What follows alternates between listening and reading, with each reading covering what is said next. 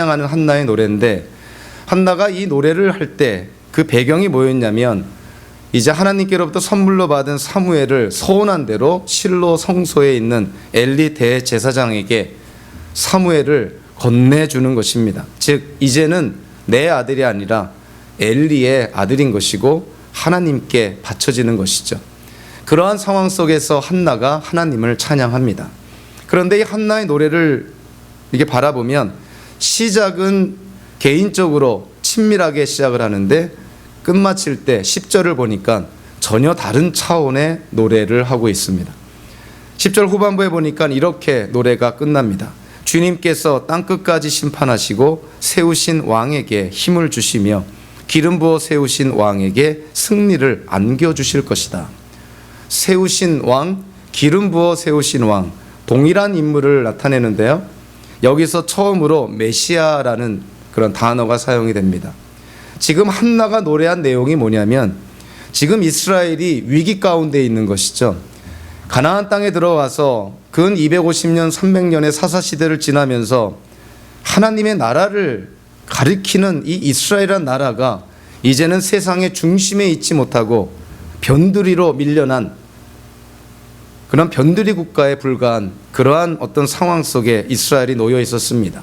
왕이 없어서 자기 보기 좋은 대로 행하는 영적으로 타락하고 혼란한 시대 속에 놓여 있습니다. 미래가 암울했던 시대 속에 놓여 있었던 것이죠. 이 시대 속에서 한나가 노래하는데, 한나의 노래가 그 시대를 품고 노래합니다. 즉 하나님께서 세우신 왕, 기름 부어 세우신 왕, 이 땅에 하나님께서 택한 메시아가 이 땅에 임해서, 물론 그 메시아는 예수님을 의미하는 것은 아니고 이 당시에 이스라엘 민족을 이끌어갈 구원해 줄 하나님을 대리하여 통치할 그런 왕을 의미하는 것이죠. 당연히 다윗을 지칭합니다. 그러니까 이 한나의 노래가요, 사무엘 때문에 하나님을 찬양하면서 어떠한 내용으로 이것이 발전이 되냐면, 이제는 단순히 한나와 사무엘과의 관계가 아니라 사무엘을 통한 이스라엘이라는 나라를 품고 기도를 합니다. 그러니까 한나는 역사의식이 있었던 것이죠. 쉽게 말하면 의식이 있는 사람이었습니다. 사사시대 말기를 지나면서 이스라엘에게 필요했던 것이 과연 무엇일까? 하나님을 대신하여 이스라엘을 다스릴 왕이 필요한데, 그 왕에게 기름을 부을 자, 그 역할을 감당할 자가 바로 사무엘이라는 것이죠. 그러니까 한나가 사무엘이라는 자기 아들에게 보여준 모성애는 단순히 육신적인 그러한 모성애가 아닙니다. 이스라엘이라는 나라를 품고 이스라엘의 미래를 품는, 누구의 표현대로 하면 사회적 모성애 또는 공적 모성애, 이렇게 이해를 할 수가 있습니다. 모든 부모님들은 자기 자식이 이 땅을 살면서 어려움이 없이 무난하게 그리고 안전하게 평탄하게 살기를 다 원합니다. 그렇지만 위기 때에 그 사회와 세상과 국가를 생각한다면 단순히 자기 자식만 편하게 사는 것이 만사는 아닌 것이죠. 사회와 국가가 불안하고 위기 가운데 있다면 그 안에 있는 사람이 어떻게 편안할 수가 있고 안전할 수가 있습니까? 그러니까 사실 이 한나가 노래한 것은 사무엘 자기 아들이 잘 되기를 위해서 노래하기보다는 하나님께 이스라엘을 위해서 노래한 것입니다. 이스라엘을 다스릴 하나님의 마음에 합한 왕, 그 메시아, 기름 부어 세운 그 왕을 위해서 이 사무엘이 지금 노래하고 있는 것이죠. 그래서 이 한나의 이 모성애는 개인적이고 친밀한 가족적인 모성애라기보다는 사회적이고 공적인 모성애다, 차원이 높은 모성애라 하는 것이죠. 지금 숭실대학교 교수로 재직 중에 계시는 김혜권 목사님이요, 하나님 나라 신학으로 읽는 사무엘상이라는 책에서 특별히 이 한나의 노래를 이 주예를 하면서 다음과 같이 우리 한국의 부모님들을 도전을 합니다. 그분의 말씀을 제가 있는 그대로 다 읽어드릴 테니까 여러분들 잘 귀담아 들으시길 바랍니다. 이 한나의 노래와 관련돼서 이렇게 주예한 것입니다. 오늘날 한국 어머니들의 모성애는 공동체를 혹독한 야수적 원형 경기장으로 몰아가는 파괴적인 모성애다. 어머니들의 경쟁적이고 호전적인 교육열 때문에 우리 자녀들의 생명력이 소진되고 있다. 매년 사교육에 쏟아붓는 돈이 약 20조 원이 넘는다. 돈을 가진 부모들이 선행학습이라는 이름으로 시도한 학원 교육과 특목고 열풍으로 이 땅의 자녀들은 벼랑 끝에 내몰리고 있다. 왜 우리 시대의 어머니들은 자신의 자녀만을 생각하며 이렇게 이기적으로 희생할까? 사회적 모성애를 발휘하는 어머니들은 어디로 갔을까?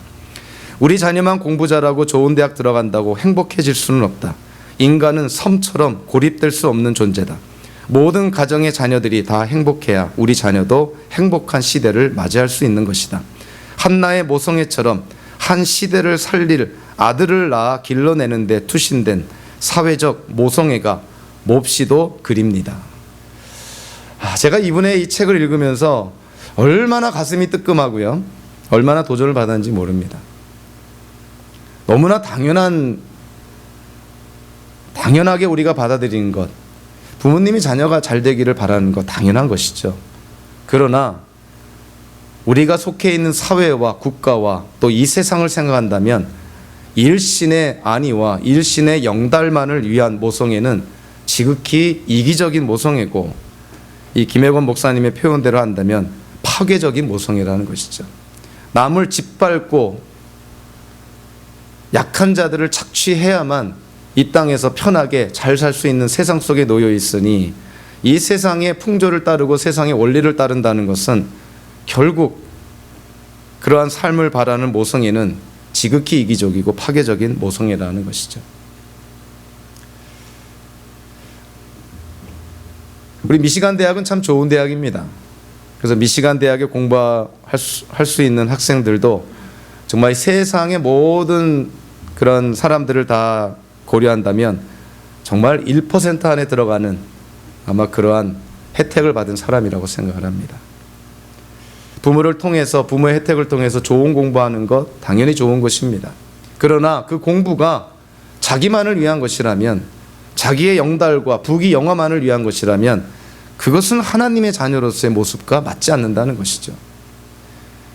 우리가 혜택을 받아서 좋은 공부하고 전문성을 쌓았다면 그것을 이제는 자기 자신의 영달만을 위해서가 아니라 사회를 위해서, 국가를 위해서, 세상을 위해서 그거를 좀 펼쳐나갈 준비를 해야 된다는 것이죠. 사무엘을 향한 한나의 모성애가요, 정말 현대를 사는 우리 모든 한국 가정, 우리 한국 기독교인 부모님들에게도 정말 도전이 되는 말씀입니다. 모성애는 우리가 본능적으로 갖고 있는 거지만 그 모성애를 좀 더 고차원적으로 우리가 발전시키자는 것이죠. 자식만을 위한 모성애가 아니라 우리가 속해 있는 이 사회와 더 나아가 세상을 위한 그러한 모성애로, 즉 사회적이고 공적인 모성애로 발전시켜야 되지 않느냐 하는 것입니다. 자, 오늘 본문에는요, 엘리의 두 아들들과 한나의 아들이 대조적으로 묘사되고 있습니다. 아까 서론에서 언급이 된 것처럼요, 지금 엘리 제사장의 가문은 몰락되어져 가고 있습니다. 하나님께 지은 죄로 말미암아 하나님께 징계를 받아 지금 멸족되어져 가는 과정 속에 있고, 그와는 반대로 엘리 제사장의 사환, 몸종과 같은 사무엘이 이제는 이스라엘의 지도자로, 제사장으로 세움받는 과정이 교차되어 나타나고 있습니다. 그 과정 속에 오늘 본문에 엘리의 아들들의 삶과 사무엘의 삶이 아주 대조적으로 묘사되고 있습니다.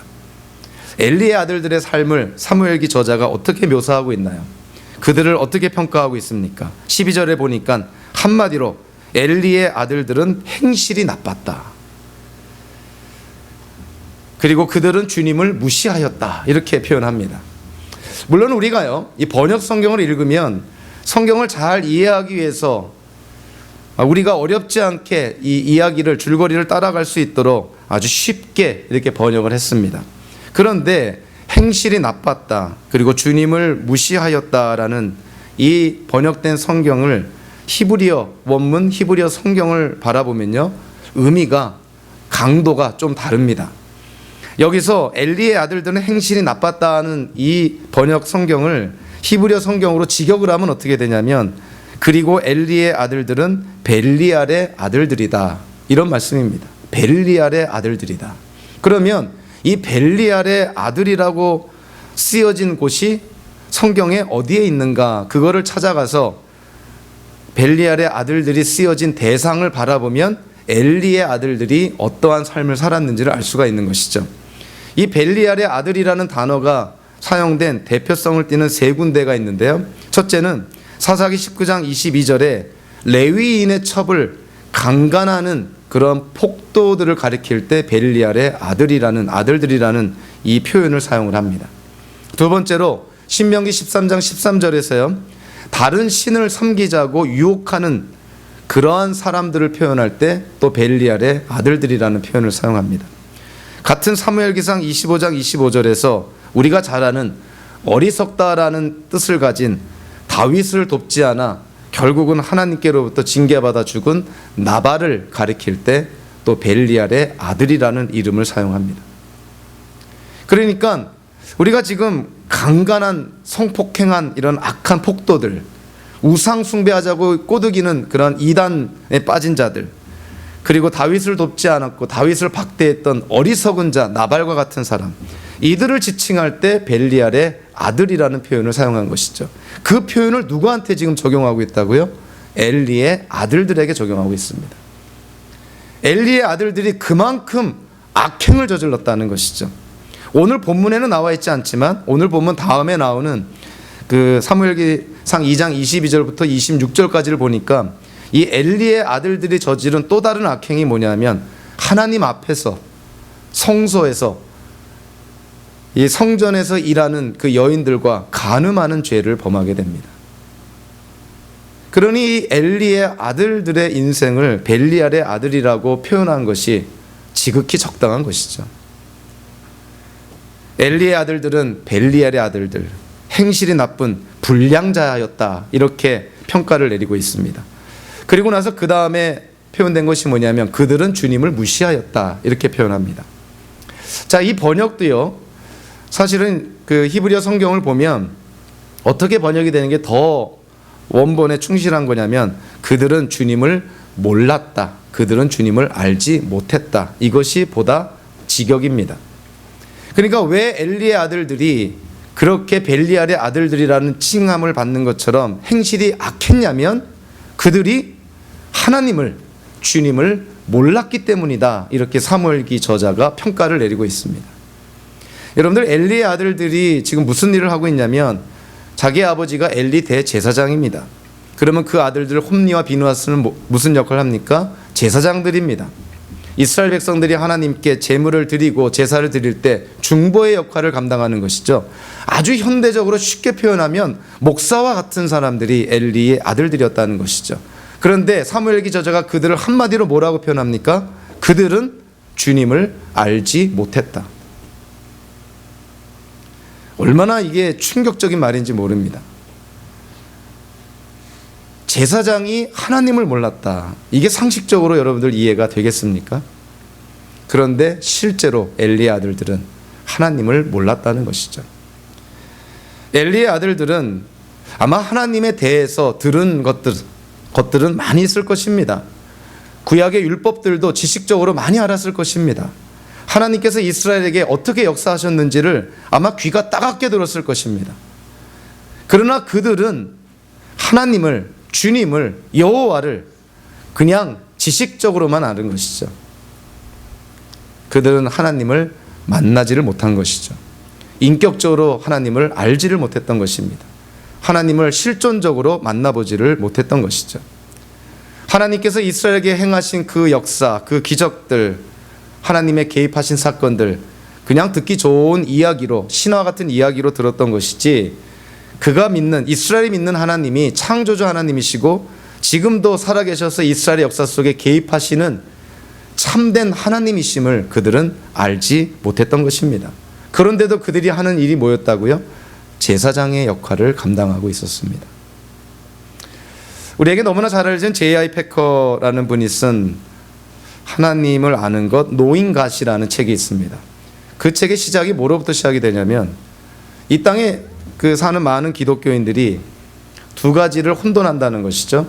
하나님에 대해서 아는 것과 하나님을 아는 것. 하나님에 대해서 조각 지식들은 갖고 있지만 정작 하나님을 모르는 그러한 사람들이 많이 있다는 것이죠. 엘리 제사장의 아들들은 하나님에 대해서 한 것이지 하나님에 대한 조각 지식들은 갖고 있었지만 정작 하나님을 인격적으로 실질적으로 알지는 못했다는 것입니다. 제가 요즘 자주 표현하는 것 중에 하나가 실천적 무신론자라는 표현을 많이 합니다. 입으로는 하나님을 믿는다고 하지만 삶 속에서 언행 속에서 하나님 없이 살아가는 자들을 실천적 무신론자라고 표현을 합니다. 마치 사도 바울이 디도에게 디도서라는 서신서를 쓸 때 그레데 사람들을 그렇게 묘사합니다. 그들은 입으로는 하나님을 안다고 하지만 행동으로는 하나님을 부인하는 가증한 자들이다 이렇게 표현합니다. 여러분들 이 말씀이 지금 현대를 사는 우리 기독교인들에게 사실은 도전이 되고 충격을 줘야 될 말씀이라고 생각을 합니다. 바깥에 나가서 세상 사람들과 구별이 안 되고 오히려 더 악하게 살면서도 교회에 와서 예수 믿는다는 고백 하나로 구원과 영생을 약속받는다는 그런 구원파적이고 이단적인 교리가 현대 기독교계 안에 얼마나 많이 팽배해져 있는지 모릅니다. 예수님은 열매를 통해서 나무를 안다 그랬습니다. 사도 바울은 성령의 열매를 통해서 그 안에 성령의 내주하심을 알 수 있다고 말합니다.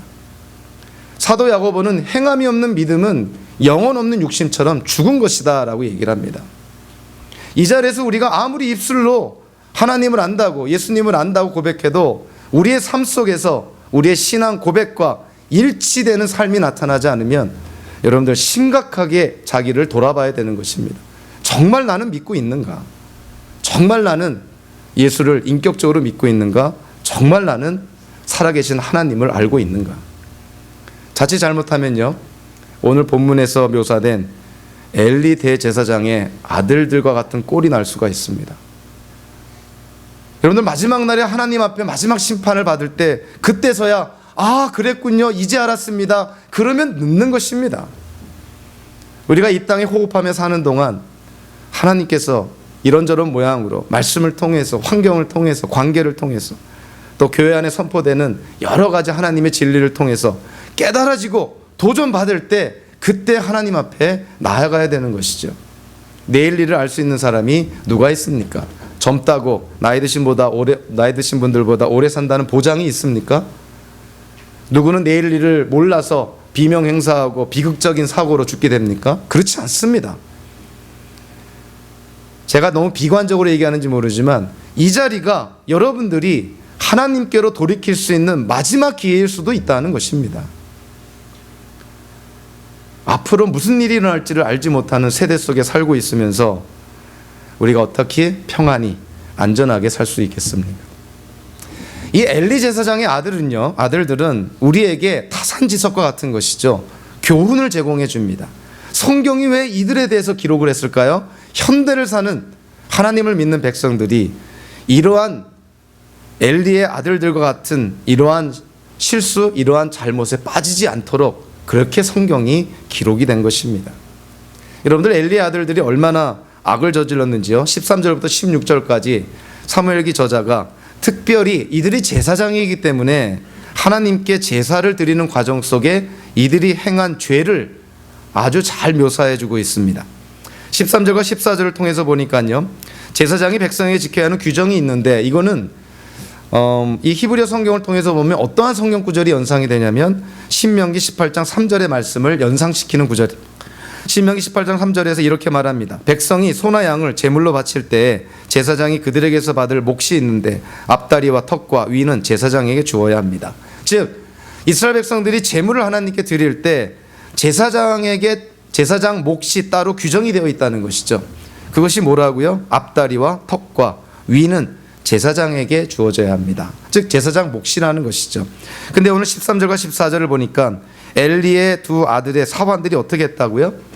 살이 3개 달린 갈고리, 3살 달린 이 갈고리를 가지고 와서 이스라엘 백성들이 하나님께 제물을 드리려고 짐승들을 잡아서 그들을 삶고 있으면 거기다가 이 갈고리를 그냥 마구잡이로 쑤셔 넣어서 그냥 걸려 나오는 거는 다 자기 것으로 제사장이 가져간 것입니다. 그러니까 하나님의 율법을 대놓고 무시한 것이죠. 그것도 제사장의 사환들이 그랬다는 것은 결국 제사장이 그랬다는 것이죠. 더 나아가서 15절과 16절에 보니까 이들의 악행이 더해갑니다. 자, 이제는 이들이 어떻게까지 악해지게 되냐면 제물을 갖고 와서 하나님께 제사를 드릴 때 제일 먼저 하는 게 뭐냐면 동물을 잡습니다. 죽이는 것이죠. 그리고 기름과 내장을 따로 분리합니다. 왜냐하면 기름과 내장이 하나님께 속해 있다고 얘기를 하고 있거든요. 레위기 7장 23절 25절을 보면 특히 기름이라고 언급을 하면서 이 기름은 하나님께 속해 있는 것이니 절대로 이스라엘 백성이 그거를 가져서는 안 된다. 먹어서는 안 된다. 왜냐하면 하나님께 속해 있기 때문에 그렇다는 것이죠. 그런데 오늘 15절 16절에서 이 엘리 두 아들 사환들이 어떻게 했다고요? 이스라엘 백성들이 이제 제물을 잡아서 기름을 태우고 그 제물을 삶으려고 하니까 사환들이 와서 못하게 합니다. 제사장이 원하는 고기가 뭐라고요? 삶은 고기가 아니라 생고기를 원한다는 것이죠. 근데 이 생고기도 어떠한 생고기입니까? 지방까지 붙어있는 생고기. 아마 고기 맛을 좀 알았던 것 같아요. 삶은 고기보다는 기름이 붙어있는 구운 고기를 이 엘리 아들들이 좋아한 것이 아닌가. 그래서 삶은 고기 싫다. 기름 빠진 뻑뻑한 고기 싫다는 것이죠. 그래도 기름이 좀 붙어있는 생고기를 달라. 자기네가 좀 구워 먹겠다. 이런 것입니다. 참 후한무치한 것이죠. 제사장이나 돼가지고 평민들한테 평신도들 앞에 지금 그들이 하나님께 율법대로 제사를 드리려고 하는데 그거를 못하게 하면서 그 생고기를 착취해가는 그러한 모습을 지금 오늘 본문이 그리고 있습니다.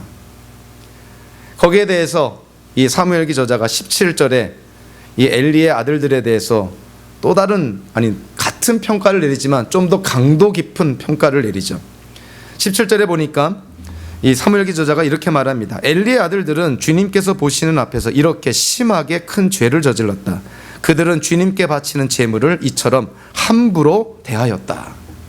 여기서 우리가 갖게 되는 그 뉘앙스가 뭐냐면은 엘리의 아들들은 더 이상 하나님께 용서받을 수 없을 정도까지 지금 타락했다는 것입니다. 하나님 앞에서 큰 죄를 지었다. 하나님께 바치는 제물을 무시했다, 멸시했다는 것이죠. 여러분들 제사장의 역할이 뭐냐면 이스라엘 백성들이 하나님께 제사를 드릴 때 중보의 역할을 감당하는 것이죠. 하나님께 제물을 드릴 때 그 제물이 하나님께 잘 연락되도록 하나님의 율법대로 제사를 드리도록 돕는 역할이 제사장의 역할입니다. 근데 그 제물을 막대했다는 것이죠. 그 제물을 멸시했다는 것이죠. 그것이 주는 의미가 뭐냐면 엘리의 두 아들은 하나님께서 그들에게 주신 제사장 역할을 멸시했다는 것입니다. 형식적으로는 제사장이지만 실질적으로는 제사장 같지 않는 그러한 모습을 보인 것이죠.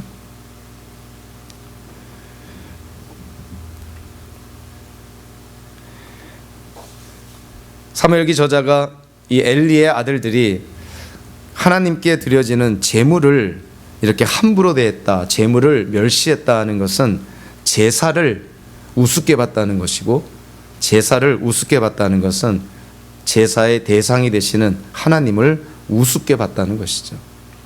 그러니까 이 구절을 통해서 우리에게 주는 그 인상은 엘리의 아들들은 돌이킬 수 없는 지금 지경에까지 나가고 있는 것입니다. 이들이 순간적으로 어떤 도덕적으로 윤리적인 죄를 지었다기보다도 이들의 죄는 정말 심각한 죄를 짓고 있습니다. 자, 엘리의 아들들과는 달리요, 한나의 아들에 대한 얘기가 18절부터 21절까지 나옵니다. 18절 처음에 한편이라는 말이 나오죠. 그러나라는 접속사입니다. 엘리의 아들들은 이 모양 이 꼴이었지만 그러나 한편 사무엘은 이랬다, 이렇게 사무엘기 저자가 지금 묘사하고 있는 것이죠. 사무엘기 저자가 어떻게 묘사합니까? 못이 에봇을 입고 주님을 섬겼다. 2장 11절 또 21절, 26절, 3장 19절에서 사무엘기 저자가 누누이 강조한 것이 어린 사무엘이 지금 성장하고 성숙해가고 있다는 것이죠. 지금 엘리 제사장의 몸종처럼 사환처럼 지금 실로 성소에 머물면서 지내고 있는데 그 상황이 얼마나 어려운 상황입니까? 엘리 대제사장도 영안이 어두운 몸이 비대한 그러한 눈이 가리워진 그러한 대제사장이었죠. 그 아들들은 하나님을 알지도 못하는 그러한 제사장들이었죠. 그러한 상황 속에서 사무엘이 어떻게 잘할 수 있었을까? 그런데 놀랍게도요, 사무엘기상 2장과 3장을 통해서 사무엘이 하나님을, 주님을 섬겼고, 그리고 사무엘이 자라났다, 이런 표현을 씁니다. 그러한 상황 속에서 어떻게 사무엘이 자라날 수가 있었을까? 오늘 본문은 거기에 대한 어떠한 설명을 이 한나의 모습을 통해서 우리에게 보여주고 있습니다. 자, 18절에 보니까요, 한편 어린 사무엘은 못이 에봇을 입고 주님을 섬겼다. 이 못이 에봇을 입었다 하는 것은 제사장 역할을 감당했다는 것입니다. 제사장 역할을 감당했다는 말을 간접적으로 뭐라고 표현하냐면 에봇을 입었다라는 것입니다. 그러니까 에봇을 입었다 하는 것은 제사장 역할을 감당했다는 것이죠. 어린 사무엘이 못이 에봇을 입었다 하는 것은 어릴 때부터 제사장 역할을 잘 감당했다 하는 것이죠. 엘리 대제사장도 타락이 되어 있고 그 두 아들은 이루 말할 수 없는 불량자들이었음에도 불구하고 사무엘은 어릴 때부터 제사장 역할을 잘 감당하고 주님을 섬겼다, 이렇게 묘사하고 있습니다. 그러니까 엘리의 아들들과 사무엘을 완전히 대조시키고 있는 것이죠. 당연히 엘리의 아들들은 하나님의 징계로 죽게 되죠. 사무엘은 엘리의 뒤를 이어서 이스라엘의 대제사장으로 세워지게 되죠. 자, 오늘 이렇게 본문을 보면요, 17절에서 엘리의 아들들을 묘사할 때 주님께서 보시는 앞에서 큰 죄를 지었다, 이렇게 말하고 있죠. 18절에서는요, 어린 사무엘은 주님을 섬겼다, 이렇게 묘사되고 있는데, 이 18절에서 주님을 섬겼다라는 말을 사실은 히브리어 원어를 직역을 하면 주님 앞에서 섬겼다라고 말하고 있습니다. 그러니까 엘리의 아들들은 주님 앞에서 죄를 지었고 사무엘은 주님 앞에서 하나님을 섬겼다는 것이죠. 이 명백하게 대조가 되는 것이죠. 주님 앞에서 하나님께 죄를 지은 자들과 주님 앞에서 하나님을 섬긴 자가 명백하게 대조되어서 우리에게 보여주고 있습니다. 이 주님 앞에서라는 말이 우리에게 어떠한 의미가 있을까? 여호수아기 19장 51절에 보니까 이런 말이 있습니다. 이것이 엘르아살 대제사장과 눈의 아들 여호수아와 이스라엘 자손 지파의 족장들이 실로의 회막문 곧 주님 앞에서 제비를 뽑아서 나눈 유산이다. 주님 앞에서라는 말을 무엇과 동일시하고 있냐면 회막문이라는 장소와 동일시하고 있습니다. 그렇다면 회막문은 과연 어떠한 곳을 지칭하는 것일까요? 장막 안에서 가장 중심에 있는 그곳을 회막이라 그럽니다.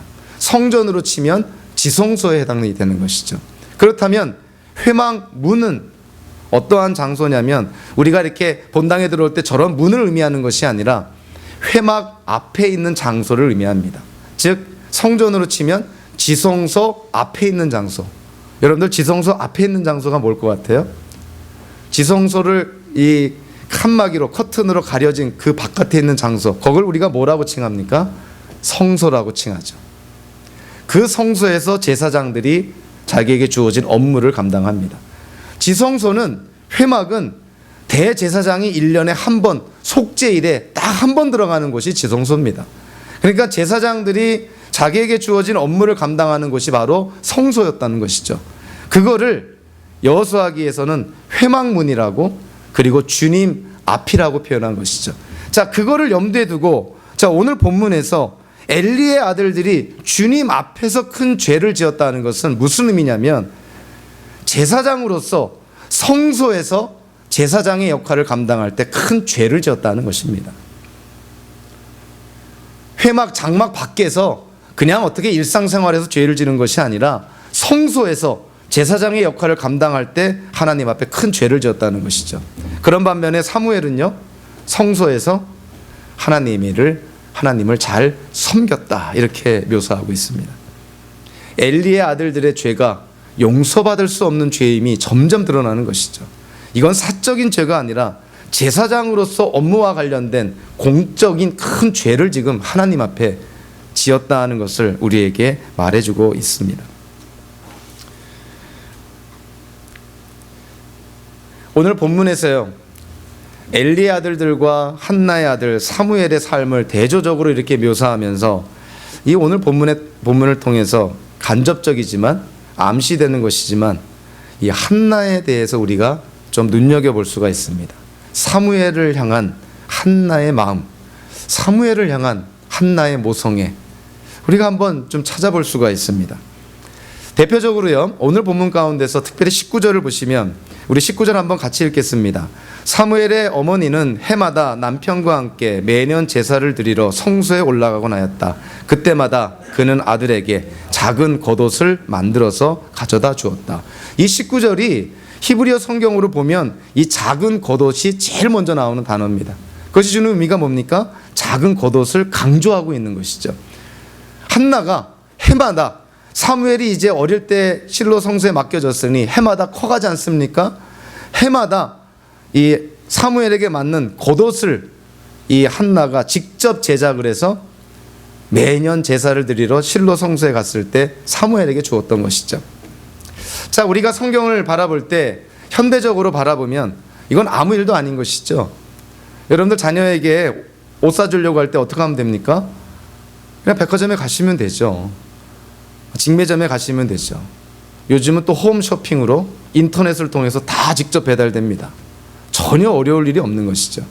현대의 관점으로 보면 한나가 사무엘에게 매년 옷을 주었다, 작은 겉옷을 가져다 주었다, 별로 어려운 일이 아닙니다. 그런데 그 당시에 사무엘과 한나가 살았던 그 당시, 정말 예수님이 오시기 전 이 1000년 그 전에 있었던 사회를 생각한다면 사무엘이 입을 옷을 한나가 만들었다는 것인데요, 그 당시에 여러분들 어떻게 옷을 만들었을 거라고 생각을 합니까? 지금처럼 무슨 바느질이 재봉틀이 있는 것도 아니고 무슨 공장이 있는 것도 아니고 기성 제품이 있는 것도 아니죠. 한나가 사무엘을 위해서 옷을 만든다고 했을 때는 실을 사서 우리 한국적으로 표현하면 바느질을 한 것이죠. 바느질을 해서 사무엘에게 겉옷을 만들어 준 것입니다. 여러분들 얼마나 시간이 많이 걸렸을까 한번 생각해 보시면 한나의 정성을 알 수가 있죠.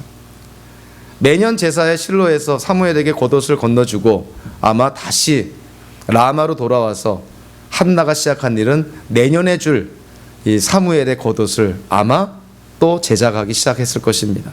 어떤 학자는 아마도 1년이 걸렸을 거다 이렇게 얘기를 합니다.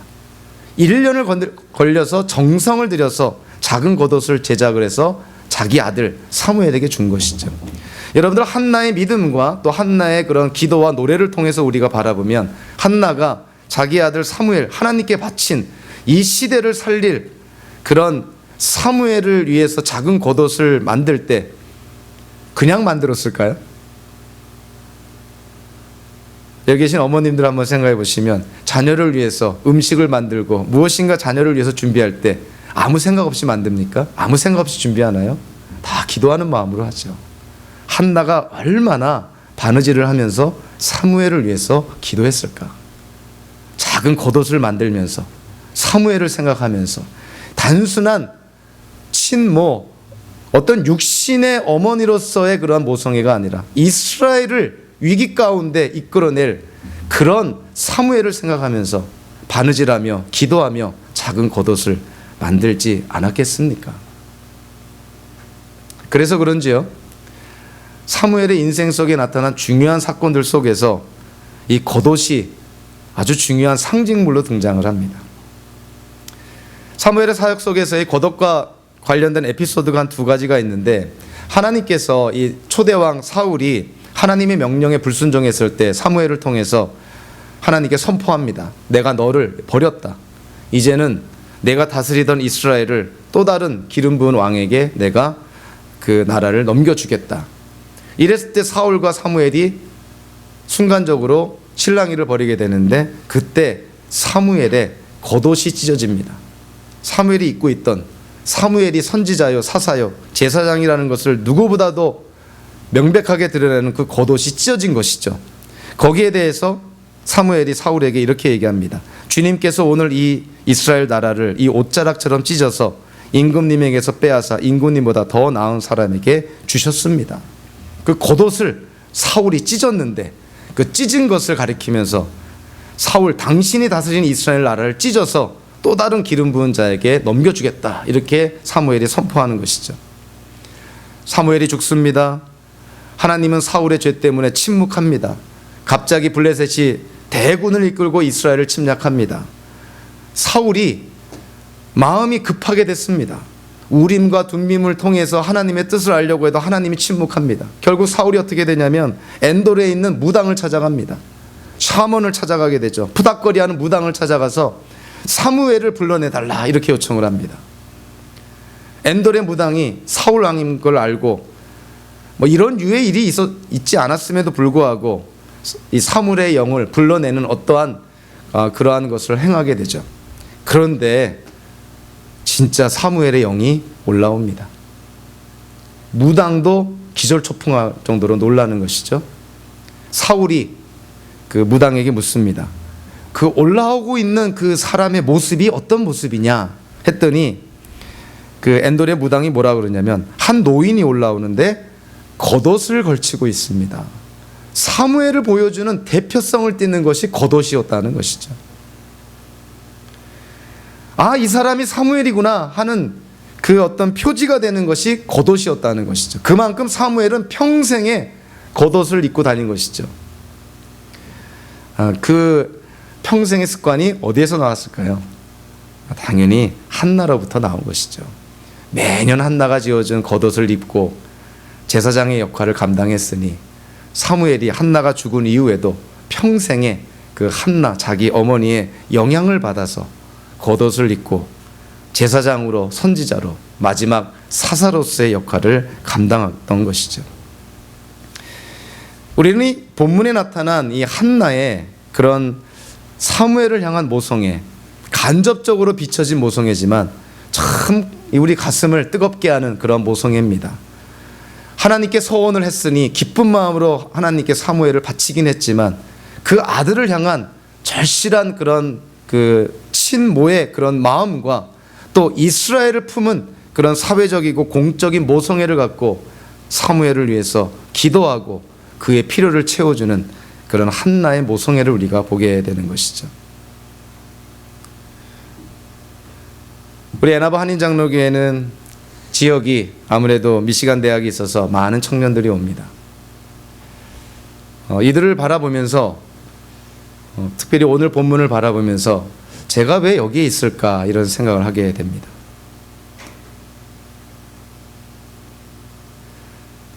애나바 한인장로교회를 부임하면서 청년들을 향하여서 예수님의 제자를 배출하는 것이 이것이 무슨 뭐 외적으로 교회가 성장하고 뭐 외형적으로 얼마나 과시하고 뭐 이런 것이 아니라 정말 이곳을 출입하는 청년들이 예수님의 제자로 배출되도록 쓰임받도록 그러한 초심을 갖고 왔는데 오늘 이 본문을 통해서 좀 다른 측면의 마음을 갖게 됩니다. 요즘 이 미시간 대학에 들어오는 청년들의 나이가 제가 아마 자녀를 가졌으면 꼭 제 아들, 딸 뻘인 것이죠. 어찌 보면은 정말 하나님께서 일시적이지만 잠시지만 저에게 맡겨준 아들, 딸처럼 보입니다.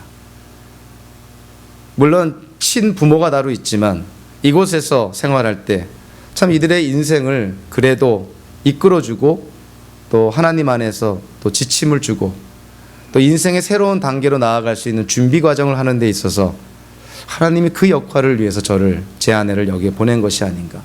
그래서 단순한 예수님의 제자를 배출한다는 그러한 그 표현보다는 이제는 이 청년들에게 영적인 부성애와 모성애를 보여줘야 되지 않느냐. 근데 그 영적 부성애와 모성애가 단순히 미시간 대학 잘 졸업하고 좋은 직장에 취직해서 잘 먹고 잘 살고 부귀영화 누리고 영달을 누리는 그러한 측면의 부성애와 모성애가 아니라 정말 이들에게 사회에 나아가서 앞으로 생활할 때 정말 하나님의 영광을 위해서 하나님의 나라를 위해서 쓰임받는 사무엘과 같은 정말 우리 사회와 세상을 변혁시킬 수 있는 어떤 그러한 하나님의 일꾼들을 배출하는데 필요한 부성애와 모성애를 보여줘야 되지 않을까 이런 생각을 하게 됐습니다. 이 애나바 한인장로교를 통해서 하나님의 일꾼들이 사무엘과 같은 하나님의 일꾼들이 배출이 되기를 원합니다. 그러기 위해서는 한나처럼 친부모가 자녀들이 여기서 공부하고 연구하고 또 여기서 인생을 보낼 때 그들을 위해서 기도해 줘야 되는 것이고요. 단순히 자기 자식의 부귀영화만을 위해서 기도하는 것이 아니라 정말 좀 처음에는 마음이 안 내키더라도 자식이, 내 아들, 딸이 세상에 어려움을 좀 겪더라도 사회를 위해서, 세상을 위해서, 하나님의 나라를 위해서 쓰임받을 수 있도록 그렇게 부모님들이 기도해 주셔야 됩니다. 저도 거기에 보조를 맞추어서 저와 제 아내가 이곳에서 여기 청년들을 하나님의 말씀으로 가르치고 또 이 성경적인 세계관을 또 주입시키고 이 땅을 나아갈 때, 세상을 나아갈 때 정말 예수님의 제자로 나아갈 수 있도록 저희들도 최선을 다할 것입니다. 거기에 아울러서 당사자인 청년들은 어찌 보면은 이 에나보에서의 그런 학업 과정이, 연구 과정이, 이곳에서의 그런 기간이 마치 이스라엘이 가나안 땅을 들어갈 때 지나가는 광야일 수가 있습니다. 그 광야를 지나갈 때 하나님께서 이스라엘 백성을 훈련시킨 것이 있는데 그것이 뭐냐면 순종의 훈련을 시킵니다. 이곳에서 학업을 하던 연구를 하던 직장생활을 하던 얼마를 이곳에 있던 간에 하나님께 철저하게 순종하는 훈련을 여기서 받아야 됩니다. 그래야만 세상에 나아갈 때 세상에서 소금과 빛의 역할을 감당하게 되는 것이죠. 이러한 모든 과정 속에 어떤 한 분이 처음부터 끝까지 간섭하시고 개입하시고 역사하십니다. 그분이 누구겠어요? 하나님이 간섭하시고 개입하시고 역사하시는 것이죠. 신부모의 역할도 필요하죠. 저의 역할도 필요하겠죠. 당사자들의 역할도 필요하겠죠. 가장 중요한 역할은 하나님의 역사입니다. 그래서 이 모든 요소들이 합력이 되었을 때 정말 이 에나바 한인장로교회를 거쳐가는 청년들 속에서 사무엘과 같은 세상을 변화시키는, 사회를 변화시키는, 시대를 변화시키는 그런 하나님의 일꾼들이 분명히 나올 것이라 저는 기대하고 확신합니다. 이곳에 있는 저와 여러분들이 어떠한 역할을 감당하든 정말 이곳을 통해서 하나님의 귀한 일꾼들이 배출되는 것을 소망하면서 거룩한 성도의 삶을 사시기를 주님의 이름으로 축원합니다. 기도하겠습니다. 하나님 아버지, 정말 이스라엘이 위기 속에 있을 때 사무엘이라는 그런 사사가, 제사장이, 선지자가 나타난 것이 결코 우연이 아님을 깨닫게 됩니다. 하나님, 이 에나바 한인장로교를 통해서 사무엘과 같은 정말 이 세상의 소금과 빛의 역할을 감당하며 시대를 변혁시키며 세상을 변혁시키는 예수님의 제자들이 배출되기를 원합니다. 이 에나바 한인장로교를 축복하여 주시고 이곳에 고교수교 마음속으로 결단하는 모든 성도들의 결단 위에 하나님의 축복이 함께하여 주시옵소서. 예수님의 이름으로 기도하옵나이다. 아멘. 우리 다 함께 일어나셔서요, 우리 찬송가 199장 우리 나의 사랑하는 책 우리 함께 찬양하신 후에 축도하겠습니다.